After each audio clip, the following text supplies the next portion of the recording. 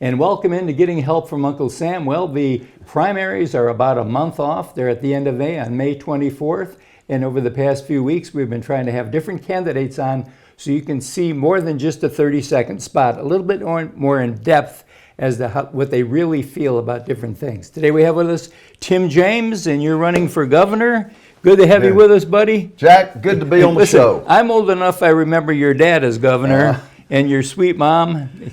What a couple. Well, you're very kind. Yes. Good. And so we were talking before, you've been in Alabama since 1962, and that's the year I was born. So now we're exposing our age. We both got here at the same time. We did. We landed at the same time. Amen, amen. I was just a few years older than you at the time. Of course, I met your lovely wife, Angela, and you have been married 38 years. 38. 3 children. 3 grandchildren. Grandbaby boys, and they are the joy of our life. Isn't that amazing? I've got 9, so I know what it's like. Yeah. Well, Tim, what I want to talk to you about today is I'm a big proponent at most of the cures to the problems we have statewide, nationwide, is stemmed in education. If you can get a child educated properly, bingo, they take care of themselves. What's your thoughts on education in the state? I totally agree. There's a statistic, Jack, that's been around 30 years and it's true today. If a child is performing in reading and math at the 3rd grade at that level, that they're set on a trajectory to graduate from high school, and they will become productive citizens. If a child at the end of their 3rd grade year are not performing at that level, at the national average in reading and math, that trajectory automatically is set lower. They fall behind. They get to the 6th and 7th grade, and then they start just passing them to get them to the system. They come out of high school, and the diploma is worthless, and then they become a statistic. And this is the most telling stat. There's a direct correlation between 3rd grade scores and prison. So we know this. We're aware of the data, and we know what needs to be done. The problem is the will has not been there to do it. So you must focus on K1, 2, 3 like a laser in reading and math, and if you bring it up, prison numbers are going to go down. Yes. So that reduces that cost. And the workforce, you're creating a workforce that can do something. Now, they may not go to college, maybe they go to trade school, but nowadays, used to, everybody wanted their kids to go to college, but heck, you go to trade school, if you can fix a Chevy vehicle, you make more money than a guy working at Regions Bank. If you can weld 2 pieces of metal together, I'm telling you, you've got a great job. So that's and 87 cents on every tax dollar goes into public education. That's part of it, and that's mechanically the most important thing internally that I will deal with as governor. There's a bigger picture out there, and there's a cultural war waging in America that must be won, or we'll lose the nation. Well, of course, right now we do get some federal funds, obviously, to help us with education.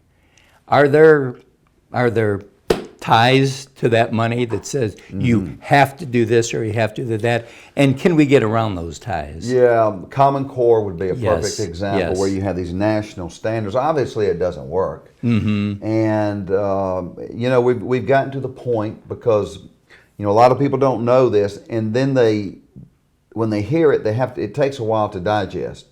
But I want to put in perspective where we truly are. In the early 2000s, Bob Riley was governor. We were scoring 39th in reading and 27th in math, in the country. Now we're last. We're in 50th, 49th and 50th. So we used to say, thank God for Mississippi. Now they say, thank God for Alabama. That's so you've had this astronomical crash in performance in our public school system. At the same time, the revenue going into the Education Trust Fund has been going like this at double the rate of inflation. So there is not a correlation between money and performance. There's just not. No. And on the federal money, at some point we may have to say, keep your money. We're not going to teach this garbage in our public schools. And I happen to believe a lot of the federal money, the cost to implement it is greater than the money itself. Yes. And at some point, Jack, you have to say, is Washington going to be our puppet master or not? And I say no. And I think the more ties we can break in reliance on federal dollars, the better off we're going to be as a state. And everything's kind of upside down. If you looked at it, if triangles should be like this, but all the money is in administration, very little gets to the classroom. It's always And that way. and just like you said, and that has to change. Yeah, it does, and there's other things too, though. I mean, this is, the answer to the public education problem is well known. Another issue is the discipline in our schools. Yes. You can travel this state, and I don't mean just lower income areas. I mean everything. And you can talk to teachers, and they will tell you. You'll ask them, what's the biggest problem? They'll say, I can't teach. I have 23 kids in my class. I'm babysitting. I'm babysitting. Yes. Two of them, and they are out of control day after day, distractions. And the other kids that want to learn cannot learn, and the principals do nothing. They allow it to go on and on. At some point, you have to remove those two from that classroom so the rest can learn. You don't sacrifice 21 for two. Absolutely. And you deal with those children differently. So those are the components, and we've got to get the very best principals And teachers in the classroom. In the Pay classroom. them well. That's right. And Don't performance. put the money up here in administration. Put it in the teachers' pockets. You have school systems in this state. In Calhoun County, which is Anniston, there's 7 school systems in that one rural county. And how do you have that? You don't need it. And it's crazy what we're doing.